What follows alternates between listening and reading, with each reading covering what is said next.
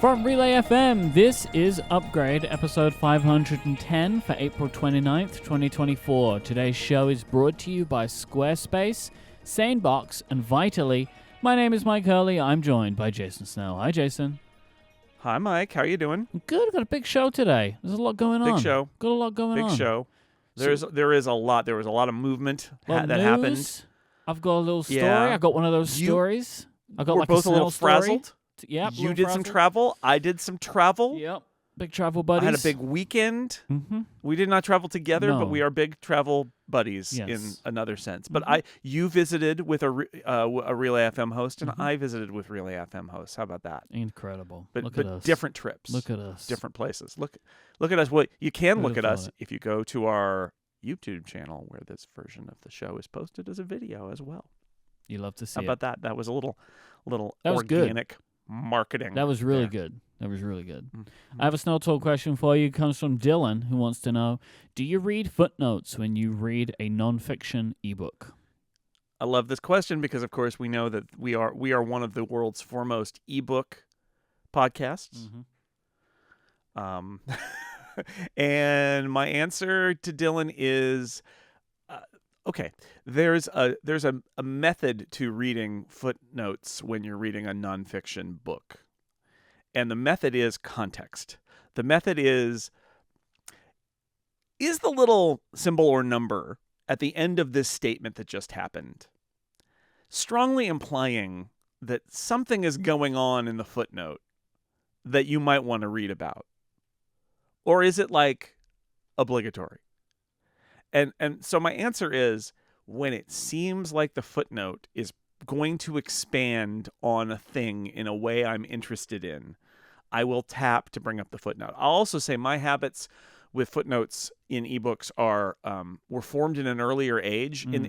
There was a time when to read a footnote, you would tap on the footnote and it would take you to the end of the book where the footnote was, and you couldn't get back automatically. And even worse, in the earliest days of the Kindle, from then on, it would think that you had read to the end of the book because it measured your furthest page read. It was so bad. Congratulations, you finished the book. You finished the book, yay! So I stopped most footnotes. However, software has advanced. Now when you tap on a footnote, it brings it up in a floating thing. You don't even leave the page. You can dismiss it. It doesn't mess up anything about where you're reading and all that. It's fine. However, I will say, I still only really do it if I think, oh boy, there's going to be something good here. Part of the context, by the way, is that you've had positive interactions with that in the past. If I read a book and like a couple of times I tap and it's just a citation to a scholarly journal or something, it's like, fool me once, shame on me, fool me twice, shame on you. I will stop tapping on footnotes. I'm like, oh, in this book, the footnotes are boring.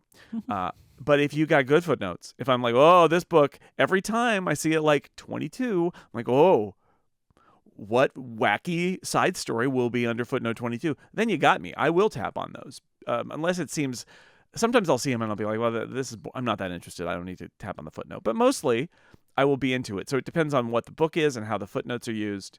And that's my answer. So it's not a yes or no. It's like, if they're good, yes. If they're just citing sources and, so that you prove that they're not plagiarists, whatever, boring, then I won't. I do have a little side note about footnotes, though. The way footnotes work, and this is a sort of a harkening back to those primitive days early on in ebooks where, as I described, tapping a footnote was a whole journey.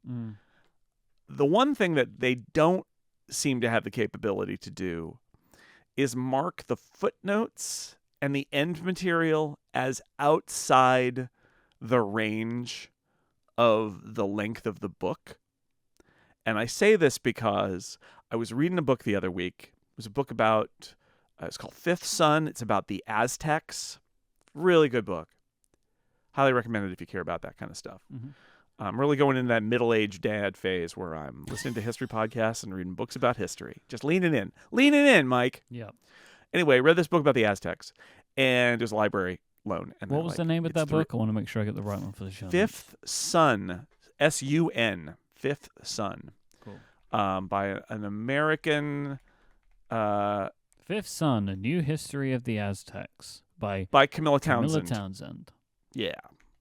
So I'm reading it, and the library's like, you need to get that back to us in 2 days. I'm like, oh my God, I'm only 40% through. I'm never going to get there. And I'm rushing through it. And I get to I swear, Myke, 55%. And it's the end of the book. And the rest of it, footnotes. I'm like, oh, I think I'm at the end. I got to the last chapter, and it was she's kind of bringing it all together, and I'm like, strange to be bringing it all together in the late 50s. What's going on here? Tap, boop, done. Footnotes. I'm like, ah.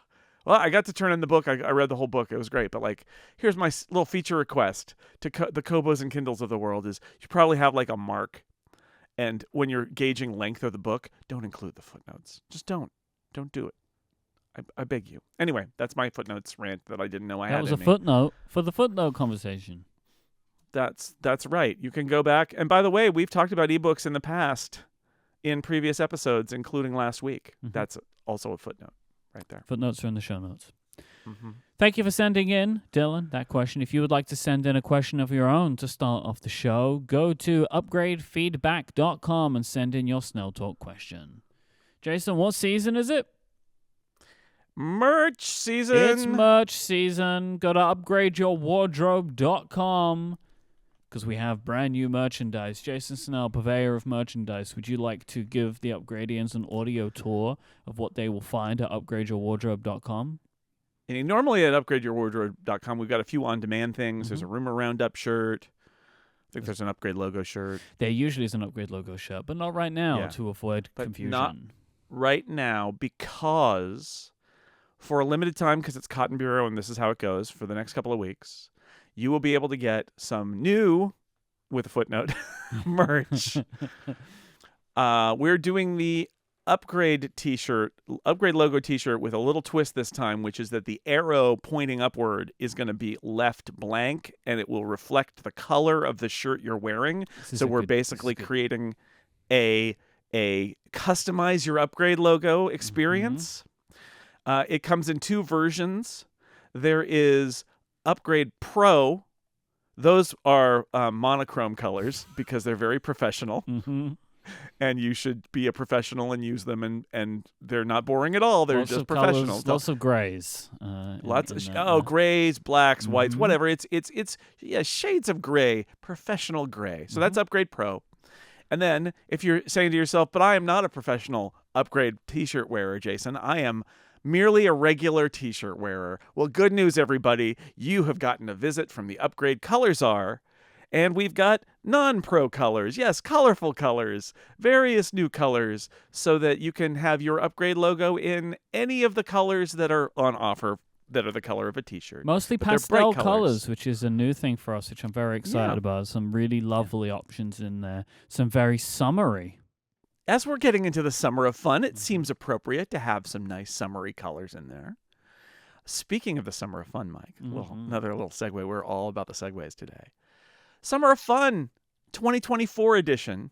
Now, this is not a new shirt. It is the 2022 beach shirt with the iPhone in the sand.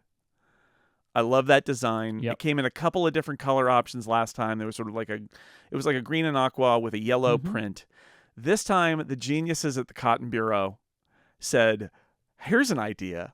What if we did a gradient, they call it split fountain.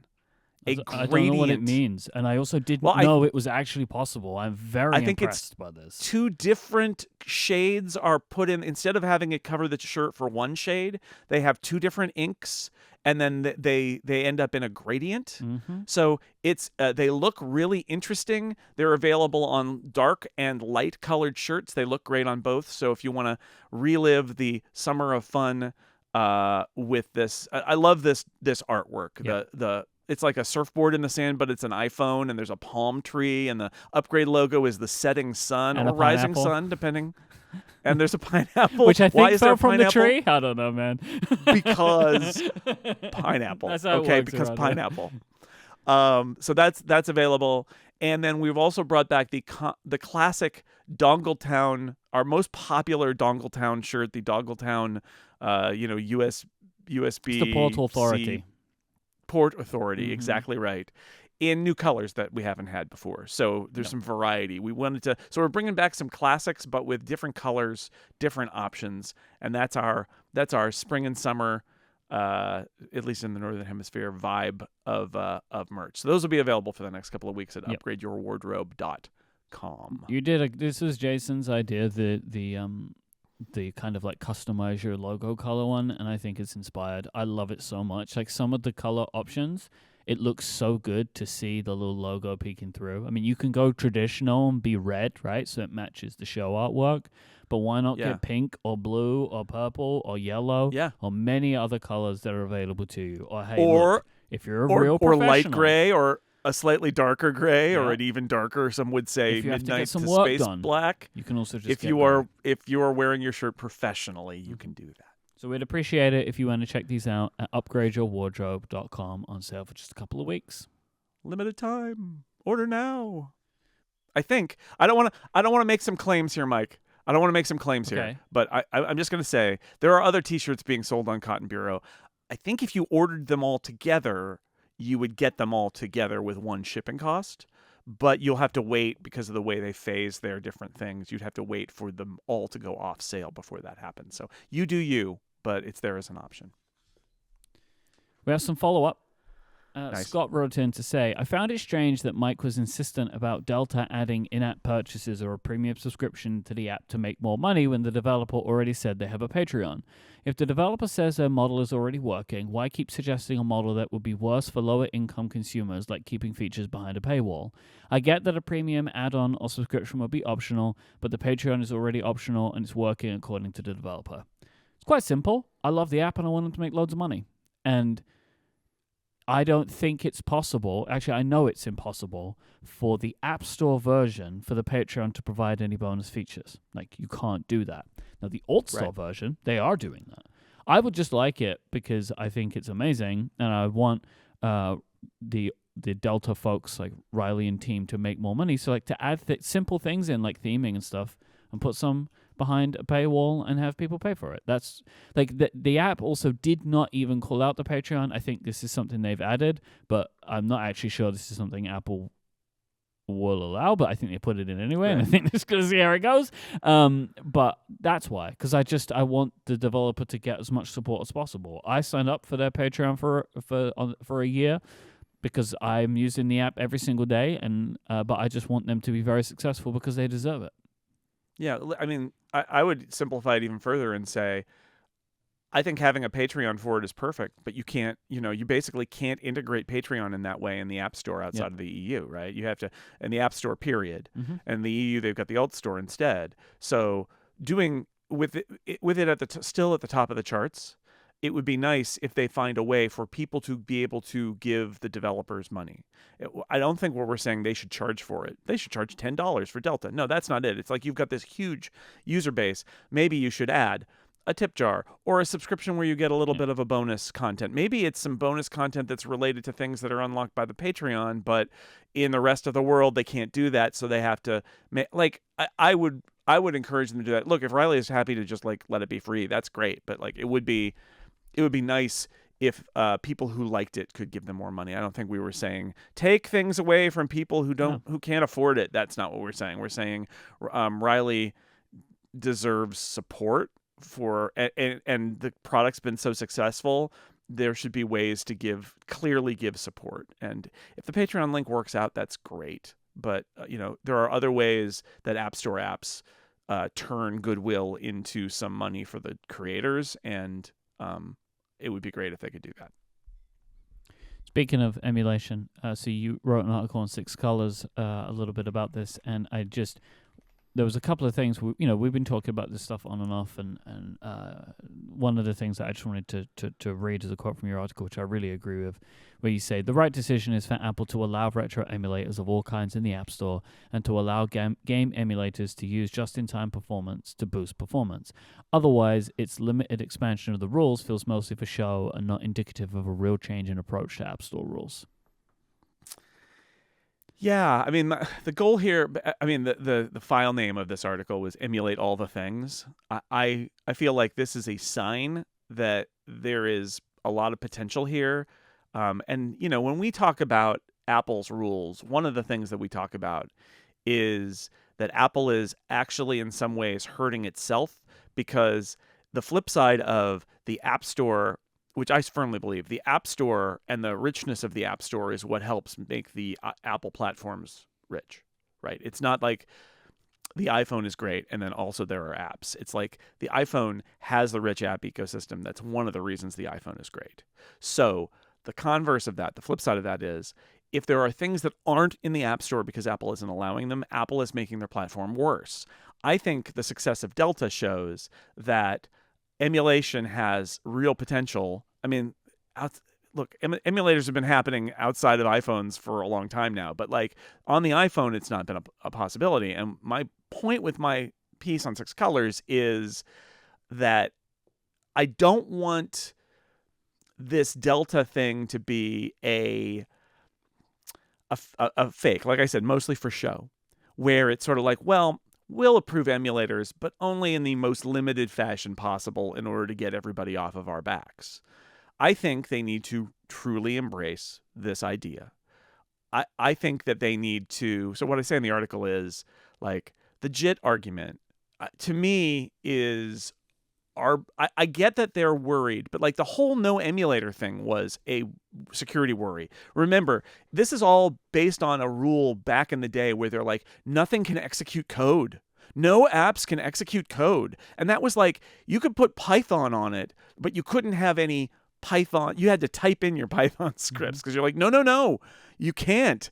It's code that could be interpreted or executed. We can't allow it. And they have gradually backed off on a lot of that. But this saying that they're not going to allow JITs, so they're not going to allow Dolphin in the store, it strikes me as being one of those cases where they are really hiding behind security as a way to continue their control. And so my article is basically saying, Apple, give it up. Give it up. Give it up for JITs. Give it up for console. Give it up for JITs. And give it up for console. Give it up for console. I've said this before, but like, my favorite games as a kid were on the Apple II. Well, that's not a console. It's a computer.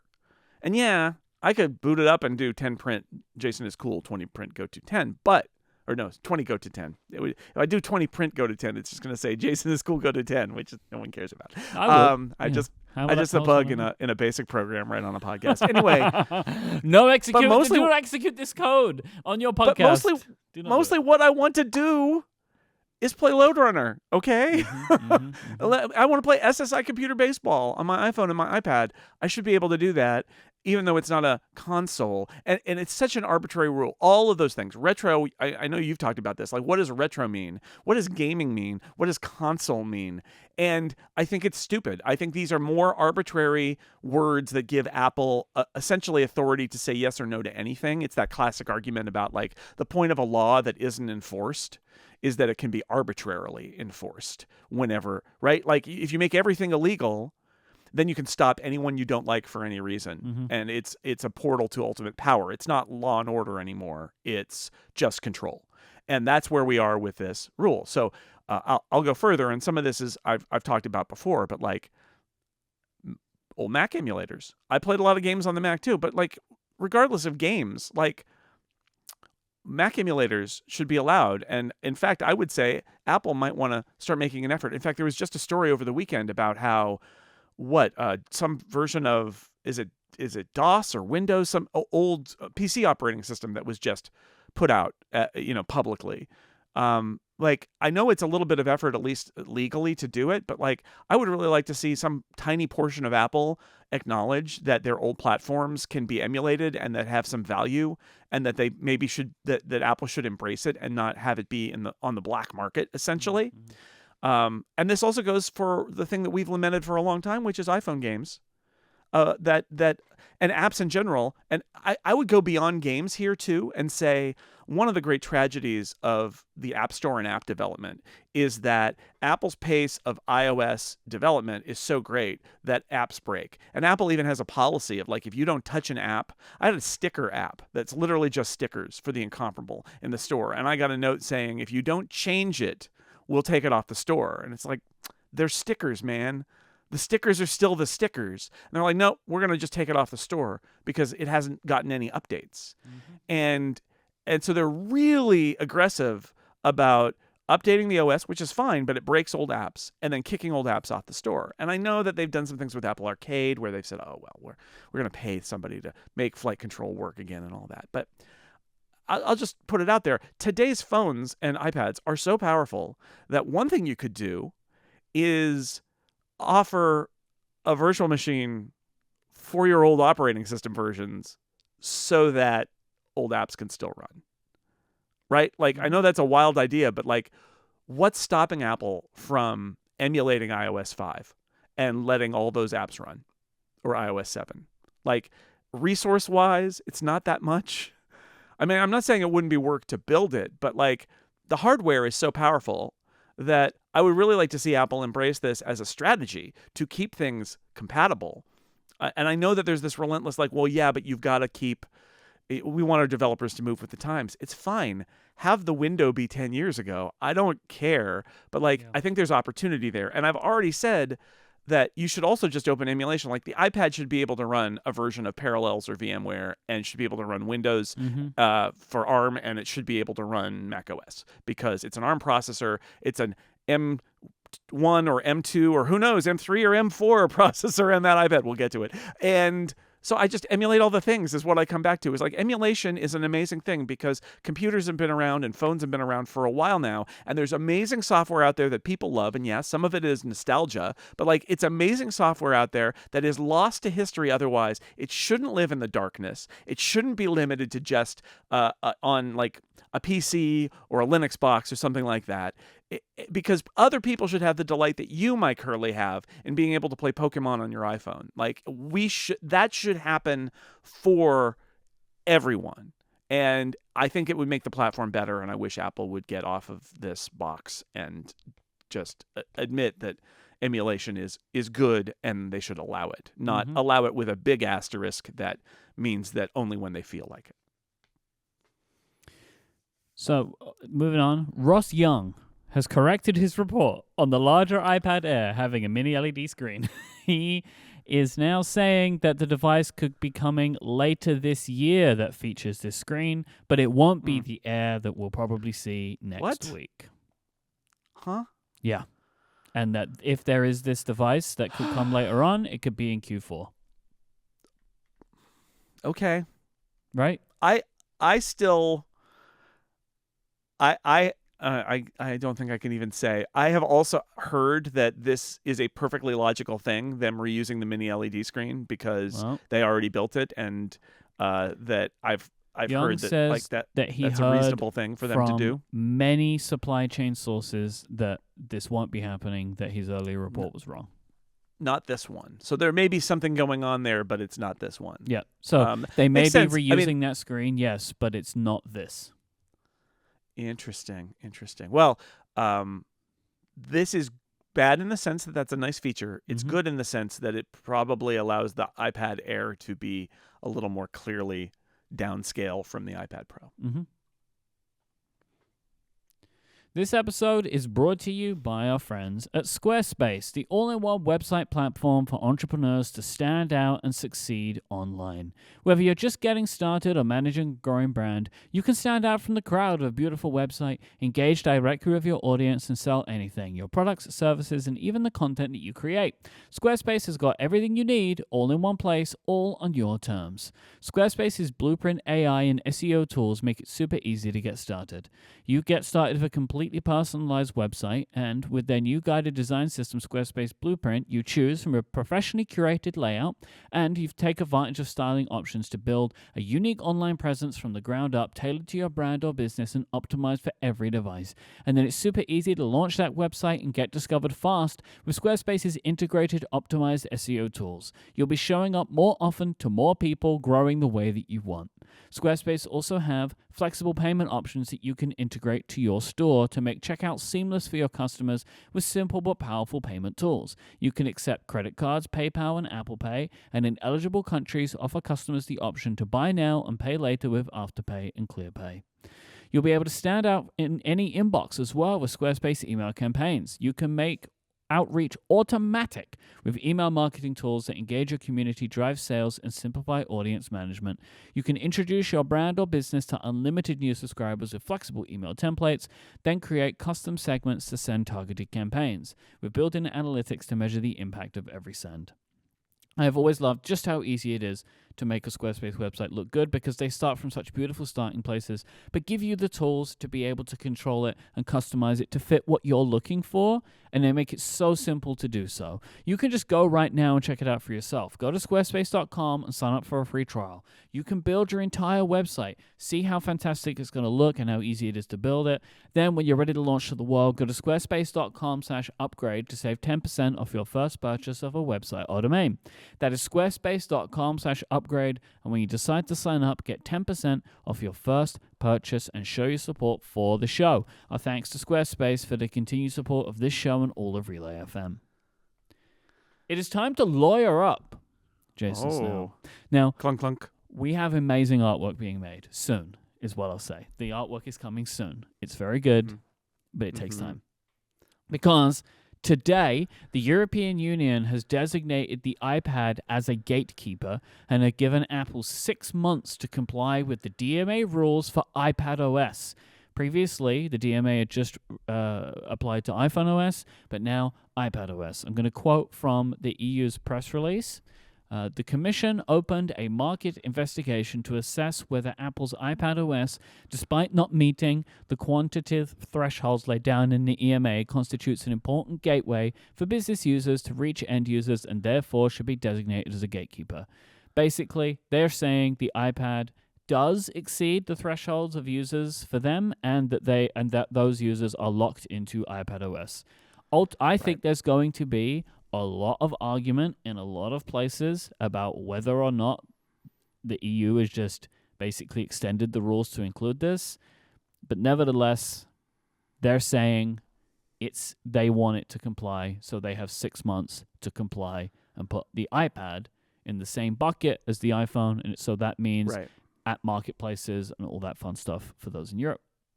Right. Now, in terms of the sheer technical aspect of this, iPad OS and iOS are the same essentially. So it will they've done the work, right? So it's not extending it to iPad OS is not going to be hard for them. I'm just going to predict because they've already done it for iOS.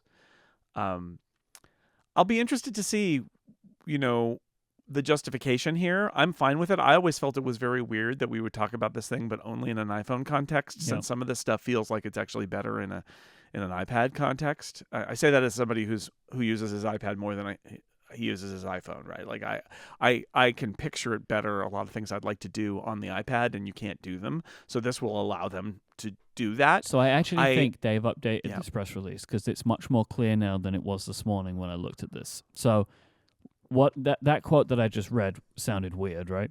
But basically what they were trying to say is end user numbers for consumers, the numbers weren't large enough to be in the threshold.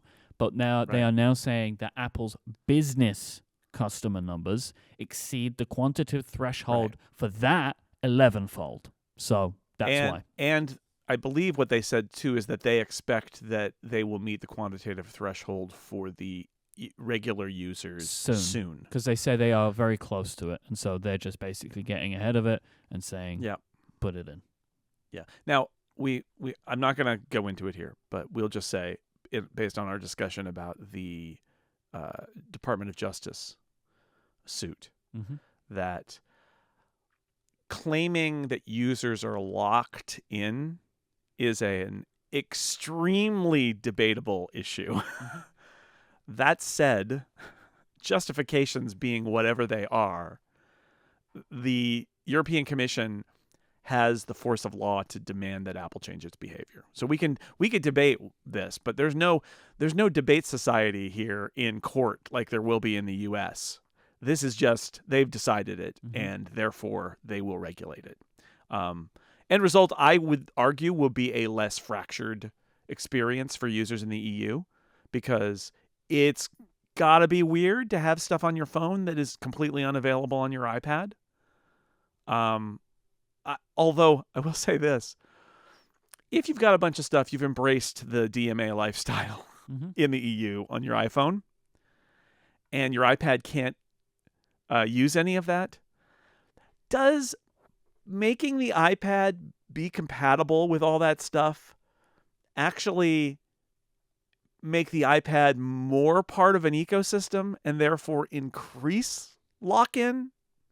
I'm just saying, right? Like, because if the iPad can't do all the stuff your phone can do, and then there's stuff on Android that does it, I mean, would you consider getting an Android tab? I don't know. I'm being a little bit silly, but at the same time, it actually sort of bringing the iPad into alignment with the iPhone makes it actually easier to just be comfortable in Apple's ecosystem, because now those two things are connected in a way that they weren't before. But I guess we'll see what happens. I don't anticipate this is going to be a big deal. My guess, if I had to guess right now, it will be that Apple will have an update that will follow the new OS version in the fall.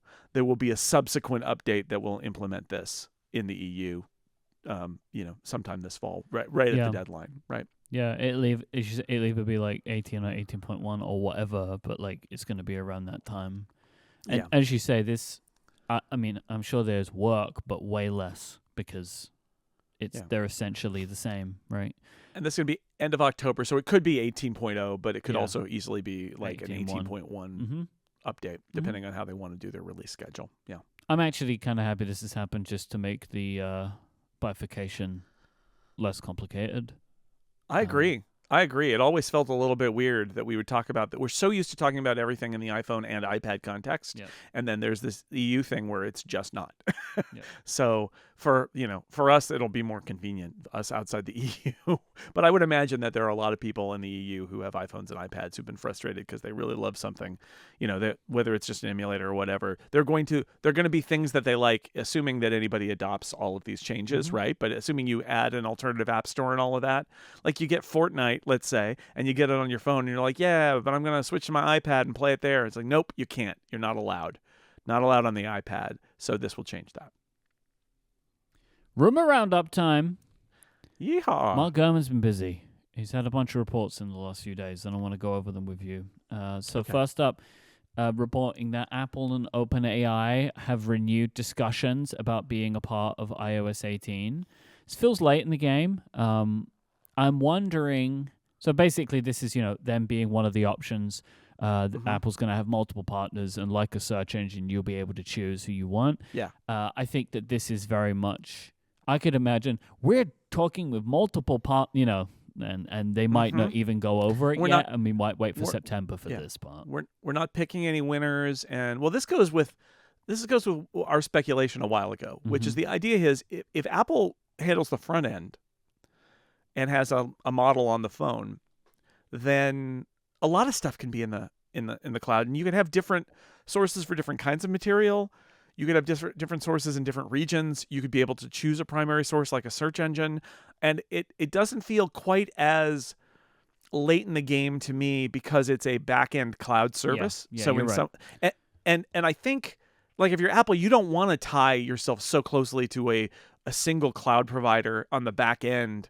Because then you're kind of yoked to them. And so I think this is the idea: is it's all Apple up front, and then back in the cloud, there's stuff, and it might be OpenAI stuff, it might be Google stuff, it might be other things that rise or things that fall get pulled out, and they can just have that all be, it's backing information. It's my LLM is going to talk to your LLM, and it's going to give back information, which then my LLM is going to process it and give it to the user, right? It's going to be stuff like that. Here's something that I think could be interesting here, right? Like, I imagine Apple could potentially reference the fact that this would happen, right? There's on-device stuff, and then there's stuff that happens off-device, and that's, there's another provider. We call those for the web, they're search engines, right? It's your default search engine. Yeah. Is Apple going to create a term to call ChatGPT, Gemini? Like, we call them like LLMs. Right. I don't think Apple's going to do that. I'd be surprised. It'll be like AI source or something. Yeah, right. And so my wonder is if Apple creates this term, could that become a term, like the industry term, to describe these things? It's possible. It's possible. I also had the thought that depending on where they're integrating this stuff. So let's say they're integrating this stuff into a generative AI thing, right? Where they're not going to do generative, it sounds like, out of the box for their tool.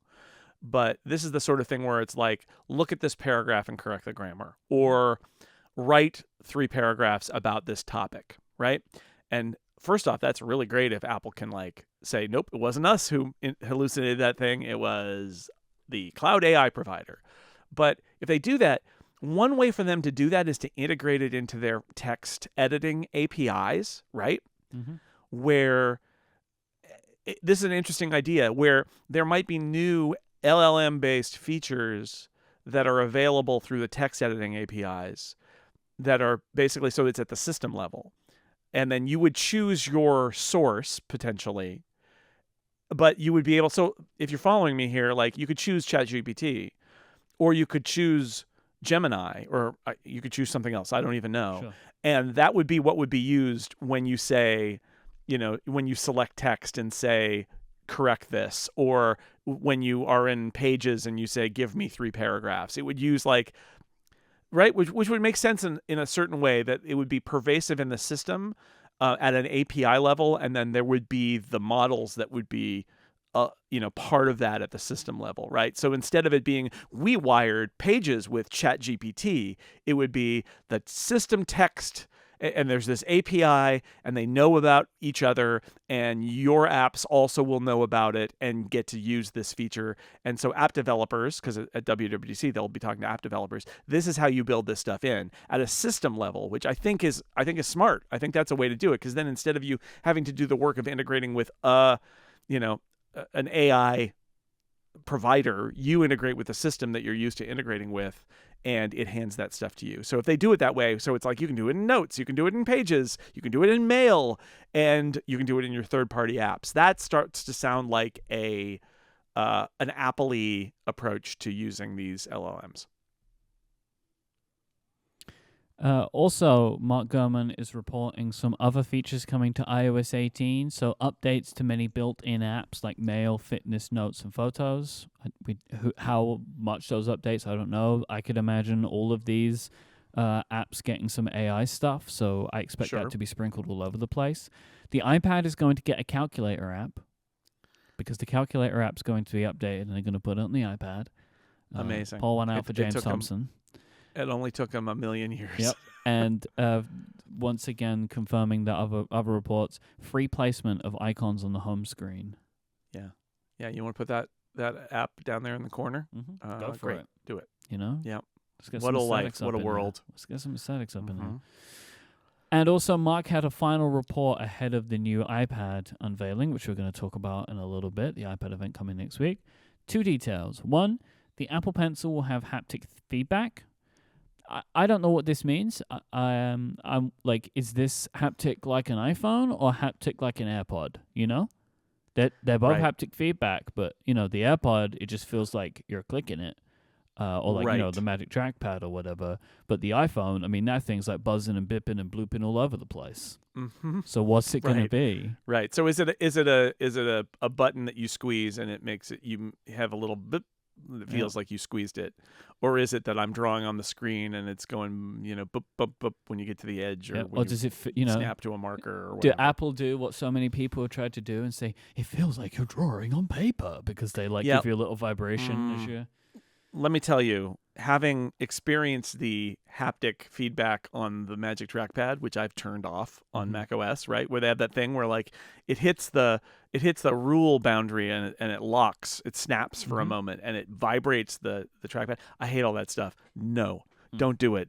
But if it's AirPod like, where it's sort of like I squeeze it and I get some feedback, so that's how they're doing their button. That's fine. I'm also worried about, like, if you use it too much, you're going to kill the battery, too, on top of everything else. Very possible. But the weird news, honestly, the Mark Gurman believes, he doesn't feel sure about this himself, I think, from his reporting, that he has heard that the iPad Pro could feature an M4 chip and would be positioned as an AI-powered device. I have 2 issues with this. One, it's strange. I mean, not impossible, but strange to introduce the M4 here. Like, that is odd. Mm-hmm. It would be even weirder for them to talk about this as an AI-powered device when nothing will change for another 6 weeks, like, right, at minimum. You know, like, Yeah. it's only as AI-powered as any other current product that Apple sells. Like, it's not... Okay, like, they may get the neural engine enhancements that every A&M series chip has had, right? That, like, things that, like in Pixelmator on the iPad will happen quicker, but that's not making it any more AI powered than before. Just things happen faster. This would be, I would be fascinated to see if they're able to pull that off, but it would be surprising to me, honestly. I could not believe this report. Yep. It doesn't make sense to me for so many reasons. It doesn't make sense in the in terms of the chip cycle. Like, this is doing a chip ahead of the chip cycle, ahead of the iPhone chip cycle. It's, what even is an M4 chip if it comes out a few months after the M3 chip? Also, wasn't this product supposed to be released like a month or two ago? And like, it was even closer to that. Like, I wonder if there's some enthusiasm for this product that has gotten in the way, because I've heard people assuming it was an M4 to begin with, and I was like, no, we're not there yet. This is M3. This is late M3 cycle, not M4 cycle. So it doesn't make a lot of sense to me. And the AI stuff, right? Like, the AI stuff is happening in June at WWDC, right? That's what we've all been told. So why is it that a month earlier there's a product launch that details AI features, but just for the iPad, and also has this chip that should probably not be available for 6 months? It doesn't. I mean, you're right. Mark Gurman is hedging, but it's also Mark Gurman. Yeah, I think he has the same. I'm going to infer he has the same skepticism that we do. That on the face of what he has said, it doesn't make sense. But yeah, but I can understand a scenario where, take the AI part out of it, that the M4 chip is so good for what they're going to announce that they're just putting it in here now. Yeah. Because it's the best thing for September, October time. Right. So let's say I don't believe this, but I have a scenario where this happens. Mm-hmm. So here it is. We already did our draft. We'll talk about it. But I have a scenario where this happens. So scenario 1, the chip. What if the AI stuff really did, like, Apple was concerned enough about the rise of AI stuff that while they couldn't change their roadmap, there was a way to expedite a generation where they're like, this is going to be way better, and expedite the base chip from that generation and pull it forward a little bit. Mm. Like, is that impossible? No, it doesn't. It's not something they've done before, but first off, they can call anything an M4. It could literally be an M3 on a different process, and they could call it M4. Yeah. So there's that, right? Like, how different is it? And is it possible that they felt like they were going to expedite the low-end M4 generation chip and get it out now? Although, keep in mind, there's an M3 chip, according to Gurman, that hasn't even shipped yet in a product, right? Yeah. That they're planning on shipping. So how would this be an M4? But I'm just saying, just because I'm trying to play this out, is there a scenario where they kind of did a red alert and they were targeting this generation and saying, can we get this? Or maybe they got it, the fab at TSMC came up that could make this, and they're like, you know what? We could put this in that iPad because it's not going to ship in the kind of quantity where we need to get it up and running. And then, by the time we need this in some iMacs or a MacBook Air, it's going to be 6 months from now, and we can put it in now, and it will give us a little bit of a benefit. So, and if we're talking ourselves into this, right? We've been expecting these iPads for like 2 months. So, I know, and so yeah. Although, and then also, if I make one last point, and yeah, what if some of the features that are AI focused, they realized we can only have this on new hardware? Okay, so this is a good segue into my other point here, which is remember, they were supposed to come earlier, according to Mark Gurman, and then they weren't. And one of the things that he kept saying was because of the software update. And again, I'm not saying I believe this report because I don't, but he said because of the software update. And we read that as being, well, they got to add in the software for the keyboard, and they got to add in the software for the pencil. Too. I think right? That's how it seemed. But again, just spitballing here, I don't think this is likely, but I'm just going to put it out there. What if there were some features that were plausibly AI related? If Apple's really feeling the heat about AI, plausibly AI related, that were previously going to be held for another version of the software, for an 18 beta and then an 18 release, that were far enough along that they put them, and again, that they pulled them back and said, let's make this work on a very late 17 release on iPad OS, mark it as a beta, but let us ship it in May and say, because then we're going to be able to say these new iPads are AI monsters, and it's going to get some of the heat off of us. Because is realistically, that impossible? Like, is there even again? It's not. If it's a Siri model, right? We'll just say, for the sake of it, we'll call it Siri, right? And it's doing some stuff. Yeah. Is there even an SDK for that anyway?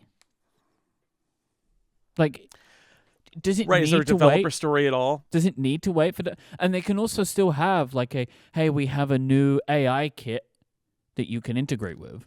But you're right. Could they stage it out? Could there be a part of it that's like it doesn't really need beta testing because it's not necessary? I don't know. It could also be literally that they tie pages and notes and stuff into an LLM. Yep. As a beta. Yep. And it's not the Apple thing at all. It's just some other features. And they're like, look, AI, more to come. And then they walk away. So I guess what I'm saying is I can't entirely discount this rumor, because if Apple was desperate enough to show that they're not behind in AI, they are not as far behind in AI as they're portrayed to be, and to make the stock market, make their investors feel good about it. And I'm not saying that is quite the opposite. That is not the way to develop a product. Can I just stay on that for a second? Because a lot of people say this. Yeah. There is a possibility that Apple do not want this perception inside of the technology community. That it's not like just for investors. It's that like generally in the community, they are considered as behind. And also, do you know what this is before? It's before Google I/O. Yeah. Where it is very expected that Google is about to drop huge Gemini integrations into Android. And that they are going to potentially keep some of it for themselves and their own devices. And maybe they want to get ahead of that too. I don't know. Like, we're in for what is unprecedented times for a while because the playing field has been leveled a bit. Right. So what I would say is it's not necessarily about the stock market, but it is also about the stock market. Sure. It is about general perception about it. It is about competition, which is great. Also, I can see Apple saying, we have some of this stuff now, right? Like, so I say this isn't how you design and develop a product, but I can see them saying, you know what? We have some of this stuff now, and we're going to have more in the future. And we've got these new iPads coming out, and then we're not going to update iPads for a year and a half. So if we're going to do this, maybe we should, if we've got it and we can make some claims now, let's make some claims now, and let's change the narrative going into WWDC with our first, and it doesn't have to run anywhere else yet, but like our first, super AI powered product, and it's the iPad Pro, let's say, and that sets the table. So again, do I think that this is likely? I kind of don't. Do I think that Apple will position the iPad Pro as an AI powered device?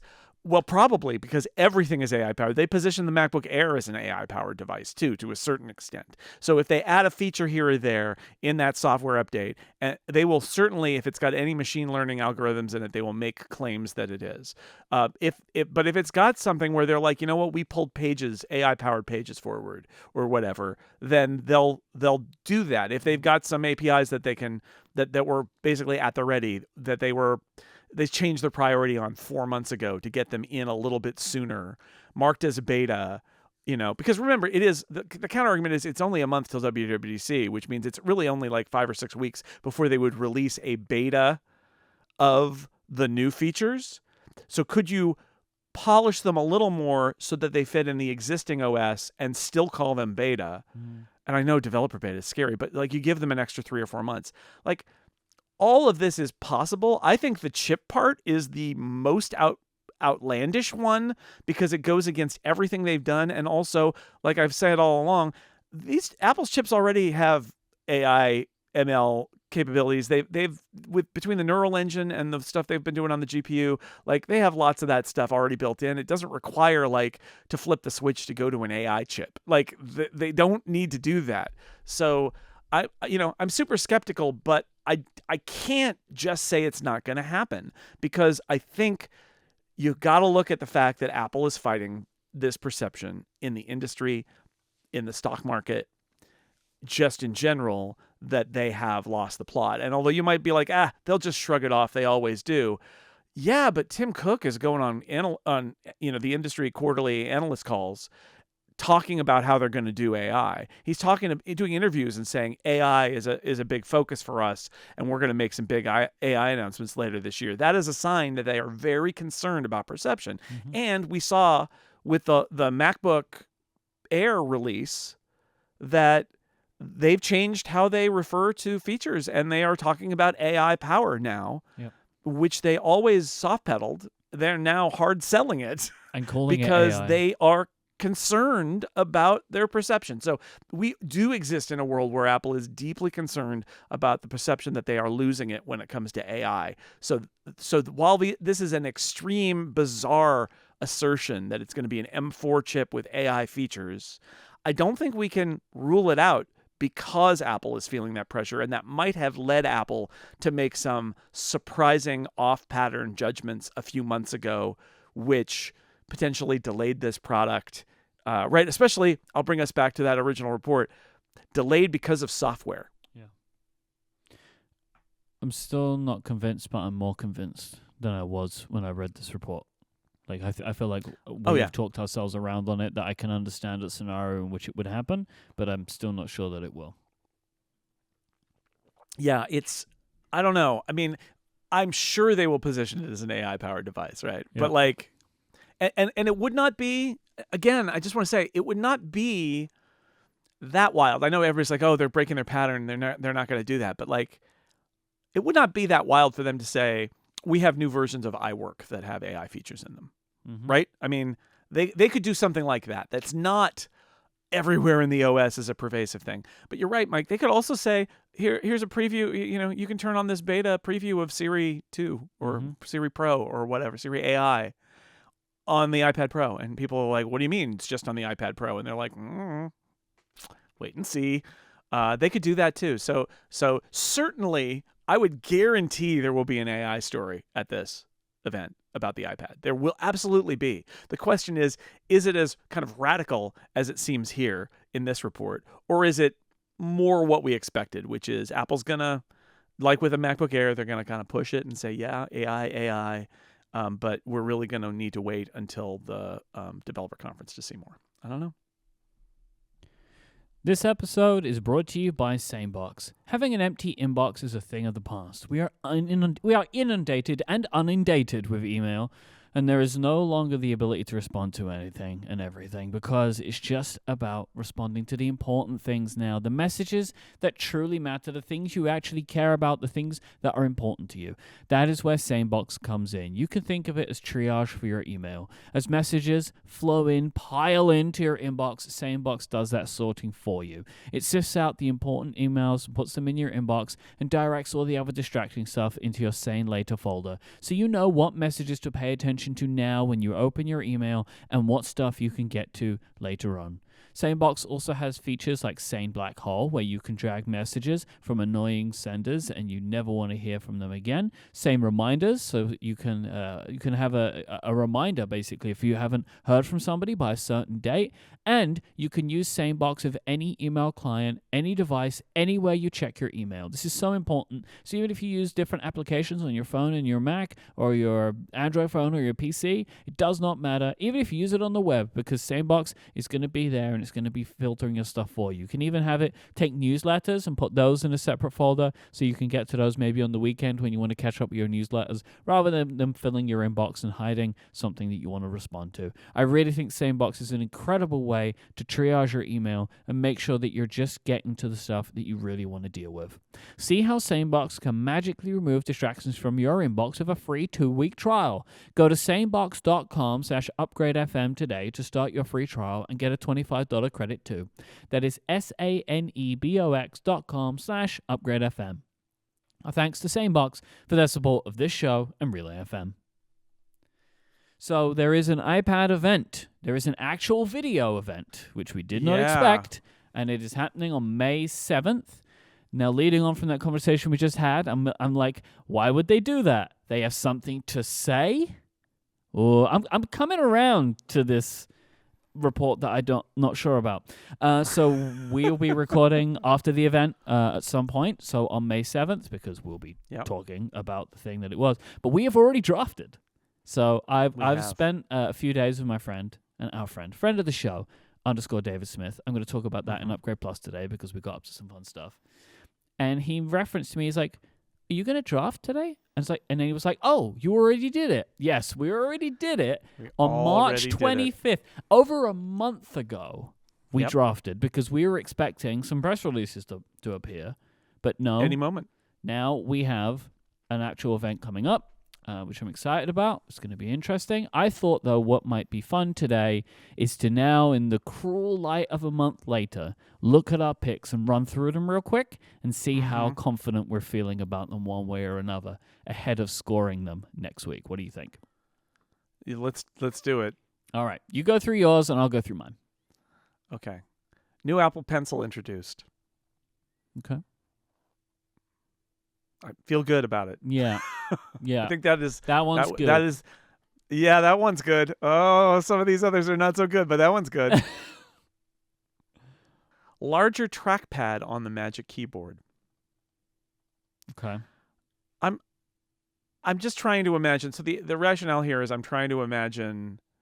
I'm also seeing in the harsh light of day why I've lost so many drafts in a row it's because I'm making dumb picks. That's why. Making picks that are entertaining and that I want to happen, and not picks that are boring and actually going to happen. So the rationale here is, if you're going to do a Magic Keyboard, and one of the big knocks on it is the lack of function rows, and the other big knock on it is the trackpad is tiny, would you not make the trackpad bigger? That's it. That's all I got. Mm-hmm. The base model iPad receives an update. Now, I think I've seen some reports that that's not happening. Oh, really? I thought I saw something that said that wasn't going to happen. Possibly. So we'll see. We'll see. An iPad Pro case is offered in a color that isn't essentially gray, white, or black. Mm-hmm. I don't know, Myke. Right now, they used to do it in colors, and then they kind of took the colors away. Mm-hmm. So I'm concerned about this. But again, I want to manifest things that are good into the world by picking them on a draft. It's not how you should draft. iPad Pro has a new OS feature that takes advantage of a new accessory. I think that's a given, right? Mm-hmm. There'll be something that takes advantage of a new accessory. Pencil thing that is alternate pencil items or something. There's an expectation of some kind of button or feature, right? So like you've got to tie it to something. Yeah. Magic Keyboard comes color matched to iPad Pro models. Mm-hmm. So, right. Currently it's like white and gray. So, but there's this metallic. It's supposed to be like aluminum. So I feel like they want to make them match. I actually feel okay about that pick too. Mm-hmm. We got a lot of Magic Keyboard picks here. I'm really excited about the Magic Keyboard. That's the problem. Magic Keyboard only works with 2024 iPad Pro models. I still believe that too. Yep. It'll eventually work with others, but I think not out of the gate. No. And new Apple Pencil has an eraser, which we said at the time, if you can flip it over and erase something in a mode, then that's what I'm talking about. Mm-hmm. It's sort of a second surface to do that sort of thing. I don't know what happens. We'd have to check the tape if you can press a button and turn it into an eraser, but that's sort of not what I was thinking. Okay. Those are my choices. Mine are both iPad Pro models have an OLED display. I'm feeling good about that. The iPad Pro front camera is on the horizontal edge. Feeling good about that. iPad Air comes in current iPad Pro sizes. Also feeling good about that. iPad Pro starts at a higher price. Feeling good about that. Uh-huh. New Magic Keyboard has a function row. I think why not? this is very similar to your larger trackpad. If you're going to do it, actually do it. Do it. Yeah. Do it if you're going to do it. The iPad Air front camera is on the horizontal edge. I'm going all horizontal edge. I didn't remember doing that. It's interesting because it's possible. I mean, it should be, right? Yes. But it's possible that this will be one of those frustrations where Apple still doesn't drag the whole product line where it needs to go because it's reusing old hardware designs or something. I don't know. I hope so. The new Apple Pencil charges magnetically, and the reason that is I guess a pick of question is because of the camera, right? Like what happens to that thing? Yeah. They came up with that new Apple Pencil that charges via USB-C. Yeah. So there's a question like if they move the camera, do they offer magnetic charging or is it just, also a USB-C kind of thing? And the iPad Pro gets MagSafe for charging. Yeah. I don't think that one's going to happen. I we'll still see. do, but I think it's right. not MagSafe as we think of it. Like it could right. either be Mac MagSafe or something else. I mean, they already have 2 MagSafes. Why not have another one? Why not more MagSafes? Just keep doing it. Do they say that the Apple Watch charges via MagSafe? I don't think they do. No. I don't think they do. No. Yeah. No, they don't. That would be funny, though. I'm feeling confident about mine. I think that you're being too harsh on yours. I still think there's a lot of stuff in here which will happen, but I feel better about my picks than you're feeling about yours, I think. Yes, I feel better about your picks than I'm feeling about mine. Maybe that's why I'm champion. I think so. Maybe, Confidence. Maybe that's why. And also not making bad picks. Those two things. To be champion, you have to make good picks. Yeah, my advice to people who are playing drafts, make better picks. Yeah, it's really, really good. Make good picks and you win. Make dumb picks and you will not win. It's just how it goes. I have a story for you, Jason Snell. Okay. Something that happened to me over the weekend. It's going to be one of those good stories, right? Really happy story? Like a life-affirming... I think so. It's an interesting story. So, on Friday, reports started appearing, and I've got a link here for 9 to 5 Mac, of people having their Apple IDs locked randomly, and that password changes were required to unlock their Apple ID. And as of recording, so this happened on Friday, as of recording on Monday, there has been no clarity over why this happened. And it seemed like it was relatively widespread. I have a few friends that I know this happened to, and there was a lot of reports of it that are in some of these articles. I was away this weekend. I went to the Lake District with our friend _David Smith. We did some hiking. It was a wonderful trip. I love the Lake District. I had a notification on my Apple Watch at 6:15 in the morning on Friday to enter my password. So I was going to be waking up at 7, so it was a little early, but I felt a tap. I guess I was kind of starting to rise. I felt a tap, and it said, "Enter your password for your Apple ID," which I thought was very peculiar, but I was, still slightly asleep, and I managed to type it in on my Apple Watch, no problem. Type, enter. Your Apple ID has been locked. Now that was odd, I will say. And the reason I did this is because the hotel that I was in, it did not have, I hate when this happens, they did not have plug sockets next to the bed. So my phone was charging over on a little desk. So that was why I didn't grab my phone to type in my password, right? So I get up and go grab my phone, and it says, your Apple ID has been locked. Unlock your Apple ID. So I tap whatever button to put in my password, and it says, oh, sir, no. Stolen device protection, because I'm not at home, kicks in to tell me, for the safety of my device and my Apple ID, I will need to wait an hour now. Now, the key thing here is, I think this is happening just to me at this point. I don't know. I didn't see the reports. I was sleeping. I didn't know that this was like a widespread thing that was happening. And so I'm thinking I'm being hacked, right, is what's happening to me. Someone's trying to get into my Apple ID, and I don't know what is going on. And now I'm like, wait an hour. And at the same time, I'm starting to get tons of notifications on my watch of things not working, right? Like, it's just freaking out. Like, iMessage, all this kind of stuff is going on. I grab my laptop, all the same errors, right? Like, iMessage isn't working. I'm getting errors from my email app, errors from my calendar, all of the stuff that's attached to my Apple ID. And I'm also getting the same, like, your Apple ID has been locked, unlock your Apple ID thing there. And because stolen device protection is not on the Mac, I was able to do this, right? I was able to go in, reset my Apple ID, and I had to change my password, which is not a thing I wanted to do at that point. So I now have a brand new Apple ID password, and I didn't have to wait on the device. This then fixed all the device prompts, right, so that it stopped then. And it actually fixed it on my iPhone. I don't know how this was the case, but it did. It stopped it. I guess they're linking together somehow. And I did, by the way, get like 45 minutes later a thing that says, hey, you can change your password now on my iPhone. Yay. But I'd already done it, so I didn't need to. This then had a couple of knock-on effects. So some applications, like calendar apps, mail apps, stuff like that, they require app-specific passwords.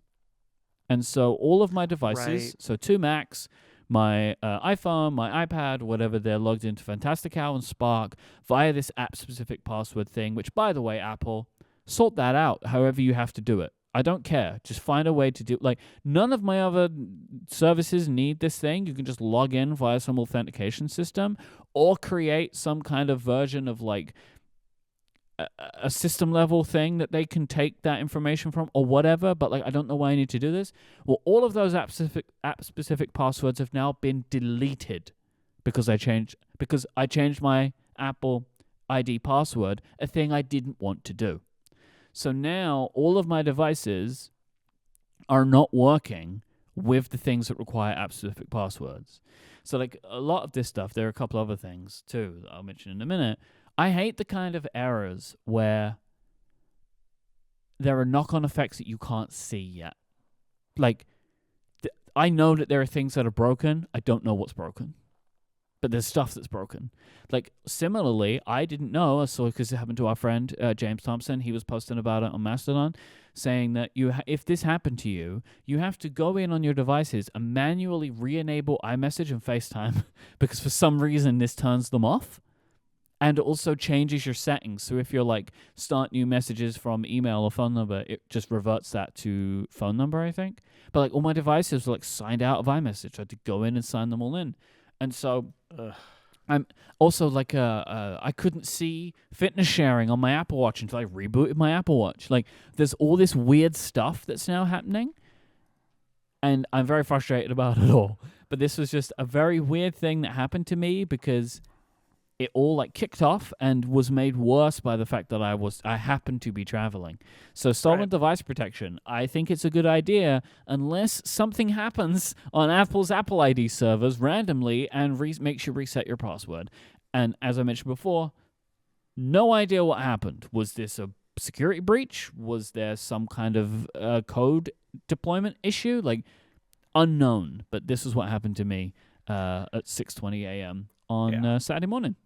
I think it's interesting that Apple, like, it's not great that Apple has not communicated to people about this. Yep. As of this recording, like, that's a thing where you should have a communication either via the press or via, a direct email or something to customers who are affected. Contact me directly, really. Like, I think it would be best, but like, it's just surprising to me that they haven't responded to media inquiries. And it seems the status Right, and the status page doesn't say we had this issue. Now, I have one theory about this, which is this could be a security measure, right? They could have had an ongoing or an alert about some sort of security problem that caused basically led them to do a mass reset, a mass locking. But I feel like if you do IDs. that, you should disclose that, right? Like You that's should. the thing that you would proactively disclose.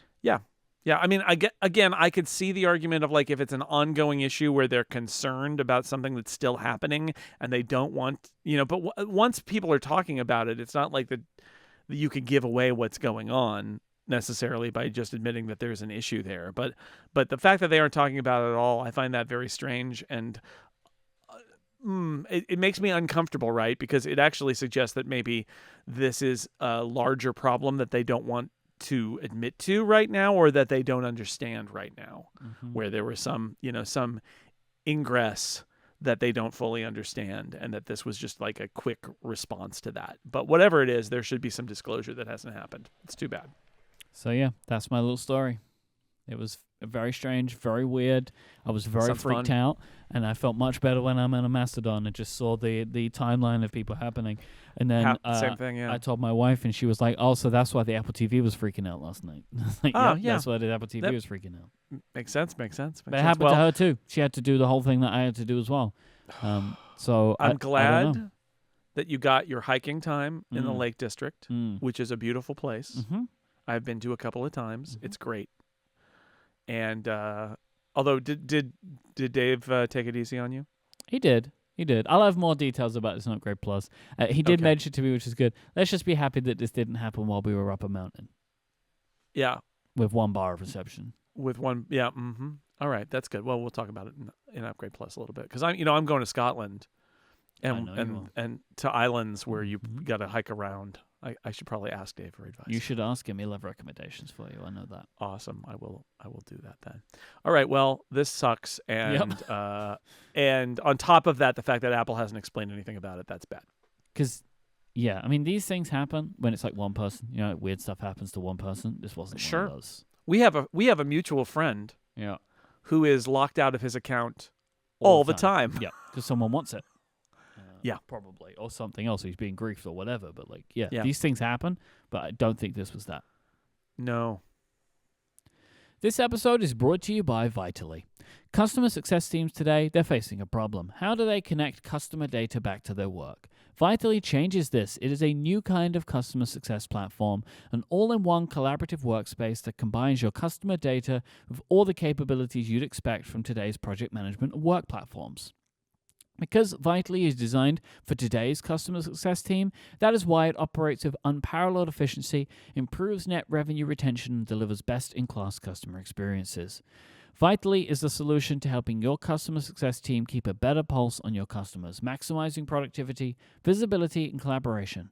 With Vitally, you can boost your bottom line by driving more revenue per customer. And if you take a qualified demo of Vitally, you can get yourself a free pair of AirPods Pro. So if you're a customer success decision maker actively seeking CS solutions, working at a B2B software as a service company with 50 to 1,000 employees, and you're willing to explore changing customer success platforms if you have one in place already, schedule your call today by visiting vitally.io/upgrade and get that free pair of AirPods Pro. That is vitally.io, vitally.io/upgrade for a free pair of AirPods Pro when you schedule a qualified meeting. Our thanks to Vitally for their support of this show and Relay FM. Let's finish out today with some Ask Upgrade questions. First up today comes from Giannis, who asks, in what area or with what tasks would you like AI to help you the most? Whoa. Oh, wow. Okay, a couple things. One is I want to have a voice assistant that understands context better, is able to do things, is able to remember what we're talking about, and allows me to, correct it and move it in the right direction. And is like, I think voice assistants is a very clever category that has never lived up in any voice assistant to its potential. Mm-hmm. I would like to be able to say something complex to a voice assistant and have it ask me questions that clarify things it doesn't understand about what I said. Mm. And that just doesn't happen. So that would be one of them. And then the other thing is something that we've talked about here, which is this idea that, like, I use the example of Dan Morin looking up like facts about things that happen in his books. And he's got like 4 or 5 books set in the same world. And he doesn't remember. I mean, when I've written novels, it's the same thing, right? It's like, I don't remember every detail about every character across even one book, let alone 5 books. Mm-hmm. And being able to pour that into an AI where it has read your books and knows them all and can hold it in its mind, so that if you say, did I ever say what hair color this person was? Or when did this last person fire a weapon?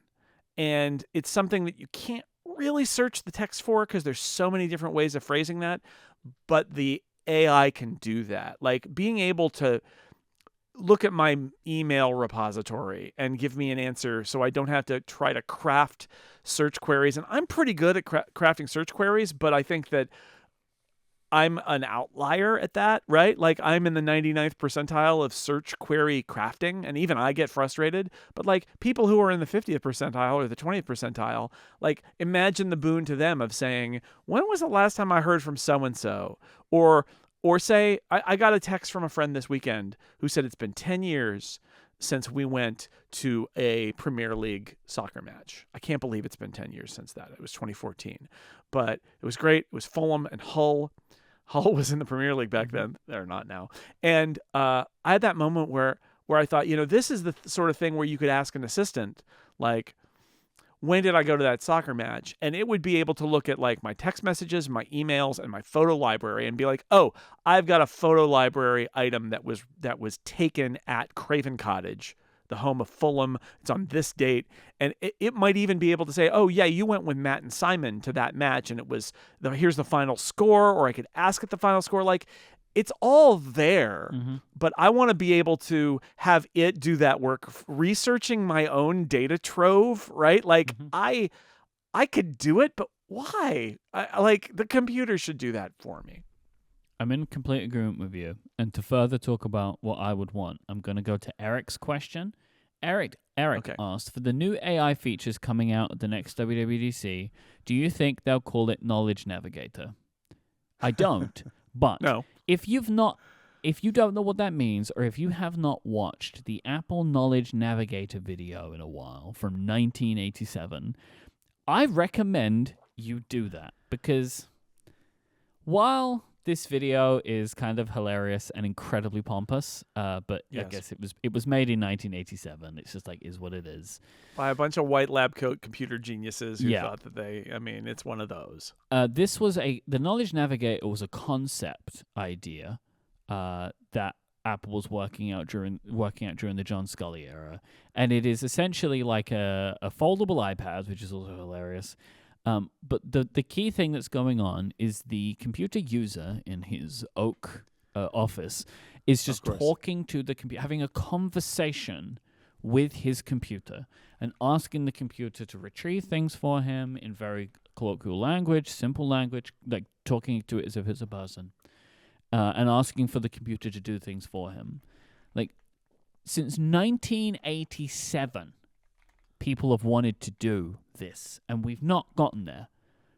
But I believe that large language models are the biggest. I mean, I'm obviously not involved in this, but watching this, large language models are the biggest thing to have happened that could possibly allow for something like this.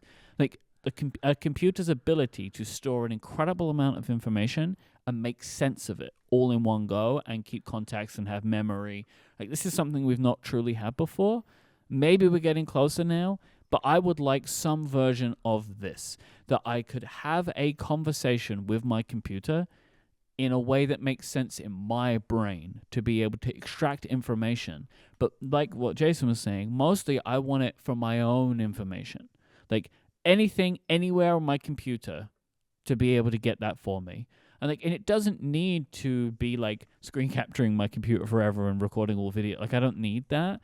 But to be able to, at a moment's notice, be able to search every task I've ever completed, every email I've ever sent, every iMessage I've ever sent, to check my browser history, like all of this stuff that exists on my computer that is searchable by text by me, but I have to know where to look for it to be able to search all of that stuff and provide that information for me, along with web searches. Like, that's what I want my computer to be able to do. I want a Knowledge Navigator, and I'm hoping that maybe we're going to start getting that in the next couple of years. So I've got a weird related thing, which is just this weekend, I was having a conversation with John Moltz about Star Trek, as you do. And John has a T-shirt for sale that I guess I'll plug here. So it's a reference to a Star Trek episode called The Conscience of the King, original Star Trek. It's a great episode. It turns out it was not, like, they didn't repeat it on NBC because it's too talky. That's because it's like, it's serious and weighty and not actiony. But it's a great episode. And one of the things that happens in it, I was just struck by it again. So you said we've been wanting this since the 80s. How about the 60s? So here is there are multiple of these in this episode, and they're in other episodes too, but I thought this was a great example where library computer, Kevin Kirk says, history file, subject, former Governor Kodos of Tarsus IV, also known as Kodos the Executioner. After that, background on actor Anton Karidian. And the computer says, working, Kodos the Executioner, summary, Governor of Tarsus IV, 20 Earth years ago, invoked martial, starts to give the summary. Literally, it's the TLDR. And then it says, case closed, detailed information follows on star date, and he goes, stop. Information on Anton Karidian, gives the background on him, and then says, give comparative identification between actor Karidian and Governor Kodos. No identification records available, the computer says. Give information on Karidian prior to Kodos' death. No information available on the actor prior to 20 years ago. And then Kirk says, photograph of Kodos. And then it says, photograph of Karidian. He says, put them side by side, and it does it. And it's like, dun, dun, dun, they're the same guy, right?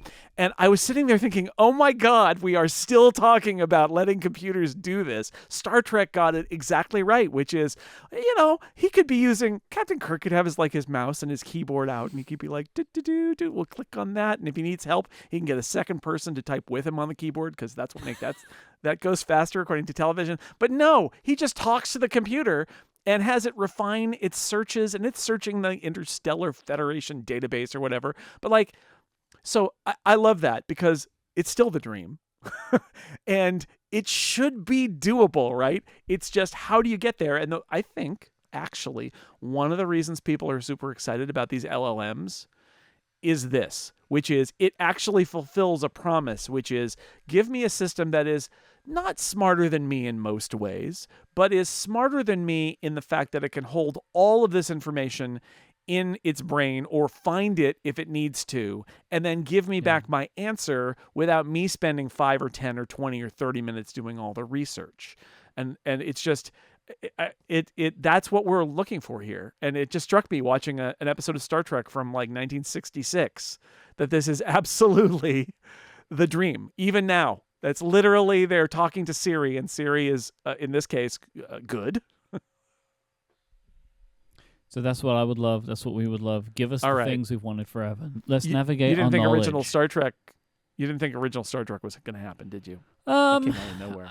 I mean, it's me. There's always a non-zero chance of it. I never don't think it's. I'm never, when it happens, I'm not like, whoa, what Star Trek? No, I'm always ready. It's not the Spanish Inquisition. I mean, you kind of expect it before it gets here. Yeah. And Nick asks, do you think the new iPad Pro will feature a titanium design like the iPhone 15 Pro? No. I hadn't considered it, but I see it as possible. I don't think so, because I think they're going to do aluminum laptop look, and the keyboard has to match it. Yeah, that's a good point. You wouldn't want to do a titanium keyboard probably. But I mean, I hadn't considered this. It's an interesting thought, but you're right. It's maybe going to lean more towards MacBook Pro than iPhone Pro. If you would like to send in a question for a future episode, very easy to do so. Go to upgradefeedback.com. You can check out Jason's work at sixcolors.com. You can hear him here on Relay FM and at theincomparable.com. You'll hear my shows here on Relay FM as well. You can check out my other work at cortexbrand.com. Jason is at jsnell, JSNELL. I am at Myke, IMYKE. We mentioned it at the top of the show, but you can always watch video episodes or video clips. We're on TikTok, Instagram, and YouTube. We're at Upgrade Relay. Please go and check out our limited edition, limited time merchandise over at upgradeyourwardrobe.com. Are you a professional? Are you a colors czarian? Yeah, just a regular old Are you of the color? colorful t-shirt wearer, non-professional. Yeah. Go and check it out, upgradeyourwardrobe.com. Thank you to our members who support us of Upgrade Plus, and thank you to our sponsors too, Vitally, Squarespace, and Sanebox. We'll be back next week with our post-game analysis of Apple's iPad announcements. Sometime on Tuesday, to be determined, but we will get there post-game on Tuesday. Is it a game? Maybe. Who knows? And all will be revealed then. But if for any reason it's not whenever you might expect it to be, we'll let people know in Discord and on Mastodon. Yeah. There will be an episode next week. You can rest assured. Yes. Unusual time, probably for those in America. My guess is it'll be Tuesday night sometime by the time you get it, which is instead of Monday afternoon. A little late, but what are we gonna do? There's an Apple event. You gotta wait, and then you gotta talk about it afterward, and we will. Thanks so much for listening to this week's episode of Upgrade. We'll be back next week. Until then, say goodbye, Jason Snell. Goodbye, Myke Hurley.